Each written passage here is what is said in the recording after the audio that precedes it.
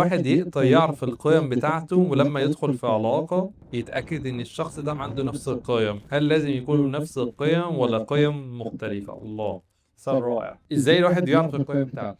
القيم هي البوصلة بتاعت أي قرار.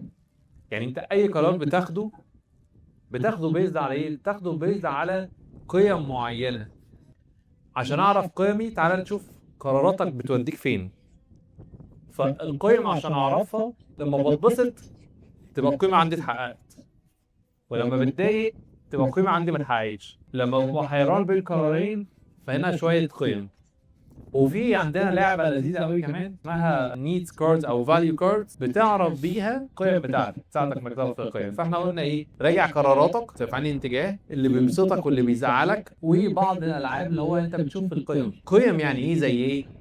المال قيمة، والصداقة قيمة، والحب قيمة، والأمان قيمة، والراحة قيمة، والسكينة قيمة، وروحانيات قيمة، والود قيمة. كل دي قيم بتحركنا. القيم هنا مش مقصود بيها الأخلاقيات، القيم دي اللي هي المحركات الأساسية اللي بتدفعنا للتحرك، اللي بتبقى علينا تتحقق. طيب في العلاقات هل لازم يكون عندنا نفس القيم؟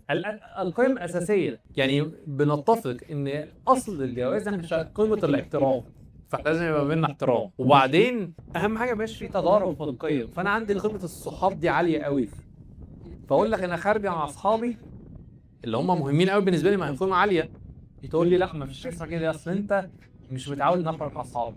عايز أقعد مع أهلي، لا اصل انا اهل يعني ايه بنقعد اهلي، ما بنقعدش احنا مع اهالينا، ما عنديش هذه القيمه.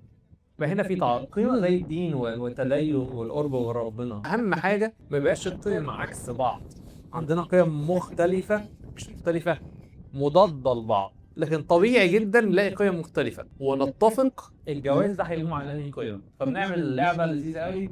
نكتب 10 قيم بتوعك، دي اللي حضرتك ال 10 قيم بتوعك، طلعوا منهم 5 قيم انتوا الاتنين متفقين عليهم، يكونوا هم دول الأعمدة بتاعت البيت. فخلاصة مش لازم يكونوا نفس القيم، صعب تلاقي حد نفس القيم بالظبط، بس على الأقل ما يكونوش عكس بعض.